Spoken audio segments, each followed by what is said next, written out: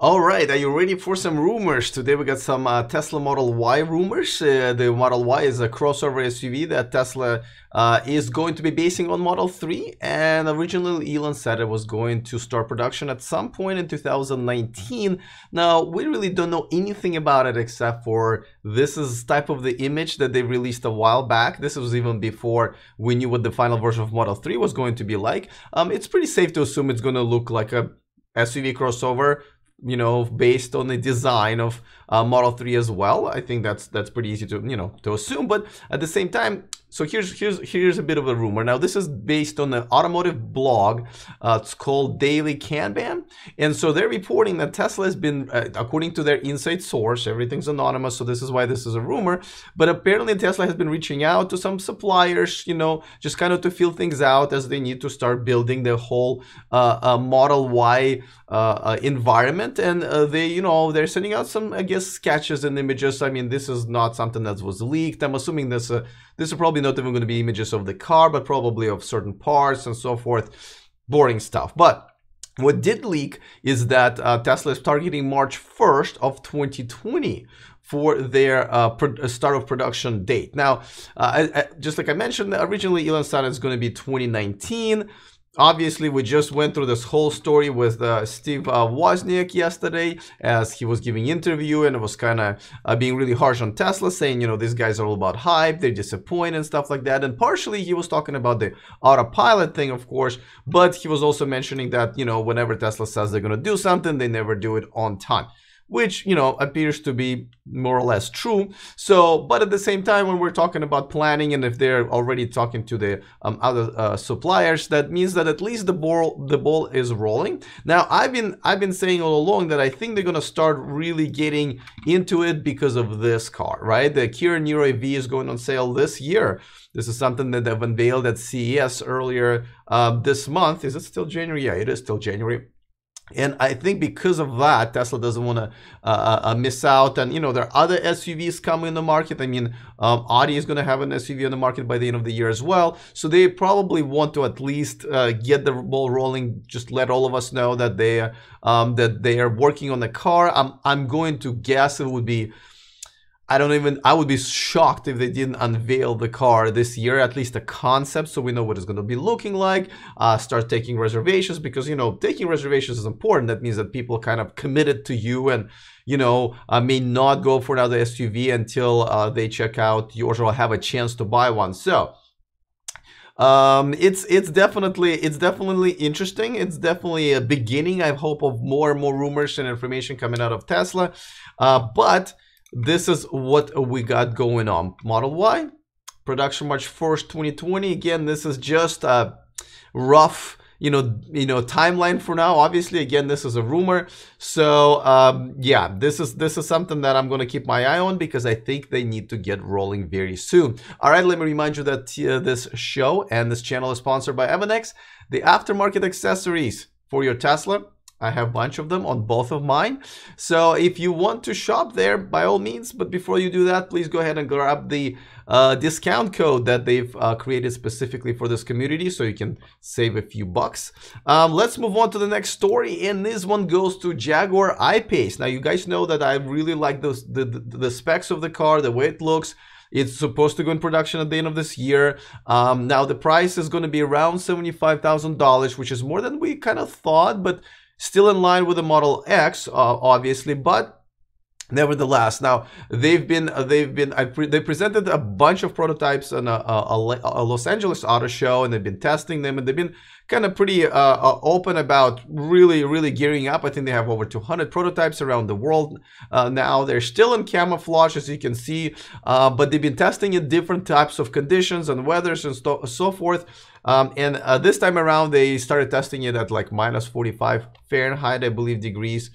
Weather. They've released this video on their YouTube channel, and they just been trying to make sure that even in the cold conditions, the battery and the car performs well. And they took one of their reservation holders on the ride, from what I understand. So, oh yeah, Derek in the chat room, thank you for reminding me. If you guys are enjoying this video, if you're enjoying this channel, if you just like reading my t-shirts, by all means, please go ahead and click on that thumbs up button when you before you leave this video, so you can so this video can do well. And by the way, if you haven't subscribed, please consider doing so, because you can become a part of this awesome community, and that way you won't miss anything as we talk about everything that's exciting in the world of electric cars. All right, so back to Jaguar. Now, they are saying that they're going to unveil this car. As you can see right now, it's in camouflage. They're going to unveil this car on March 1st in their online event, so check that out. And on March 6th, I believe, when the Geneva Auto Show starts, they're going to present it there, and I guess the whole launch is going to start there. Now, they're already taking reservations, so that's exciting. And just like I said, I think this is going to be a major player in the market, because you know, this is an SUV, this is Jaguar. They have the entire ecosystem already set up, a trusted brand. I think it looks awesome. Range way over 200 miles, so everything looks like in place. Of course, yes, no supercharging network, but in Europe, as you know, they're building a bunch of fast charging stations, actually 3 different ones. So yeah, no, I'm excited about this car. Let me know if you guys like the way it the way it looks. Mr. Tech Freak in the chat, Mr. Tech Freak 95 in the chat room says the I-Pace is for sure a great car. I think I absolutely agree. Oh yes, also Mr. Tech Freak 95 reminds everybody that today is the last day to get free supercharging with a referral code for Tesla. Yes, that is correct, and I don't expect them to extend that, because you know, then the superchargers are already due to get overloaded with Model 3s and with all the Model X's and S's. So I would be surprised if they're going to be providing any more supercharging moving forward. So the cars that we have right now are going to be it. These are the cars where you can have free supercharging for the life of the car. SRJ says, hey Alex, don't forget that Wozniak is on Chevrolet's GM's payroll. Yes, Chevy Bolt is something that he's been paid to promote. I already told you guys, I think it's BS that he says that he prefers the Chevy Bolt over Model S for his daily drive, but this is what happens when you sell out. Yeah, no question about that. Let's see, one more comment and I'll move on really quick. David in the chat room says the Jaguar is a decent car but has the same problem than any other non-Tesla. CEO says 15 minutes for 100-kilometer charging. That's not really an option for long distance travel. Yes, I mean, this is yes, Tesla beats everybody because of their supercharging network. This problem will need to be solved at some point, but just like I said, in Europe they are starting to solve that problem. Here in the United States, you know, this can also be a daily car. Obviously, your other car should be a Tesla for definitely for the time being. EV Patty says it's not for the life of the car, it's attached to the first buyer, isn't it? No, EV Patty is actually attached to the life of the car. So you can sell the car, the supercharging will stay with the car, and as I'm buying a new Tesla, I will not have one anymore, at least not past this day. So that's how it works.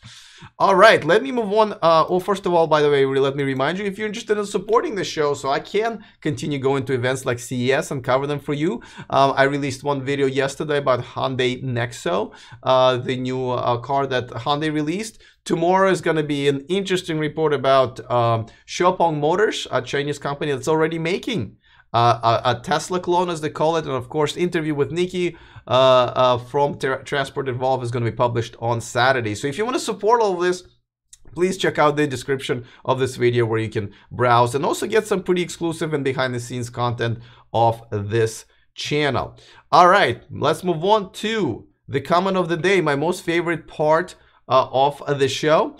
Today comment of the day comes from Brian 5. Never actually heard him comment very often, so thank you for your first time contribution, Brian. He says, I'm hoping the world regulates a universal charging plug. And he brings up a very good point. This is something we're probably going to talk about more at some point, but yes, you know, as you know, we just started this whole electric revolution, and we already went in, you know, Apple Android type of way, where we basically you know, Tesla has its own charging configuration, and the rest of the world really has the other one. There's actually one more on top of that, but this is something that needs to be resolved. If it doesn't get resolved, like for example, I have two, parking spots right now. Both of them are taken by Tesla right now, but I also have a Tesla charger, there. So if I decide to go with an iPace, for example, then I'm gonna have to install another charger or have an adapter and have to plug in the adapter every time between the two cars. So I hope at some point they will agree on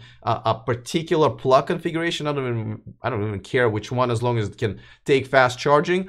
And but I hope, but at the same time, logically, I think it's just not going to happen, and that's unfortunate. We're going to talk about it probably throughout this year, because it will become a problem for a lot of people.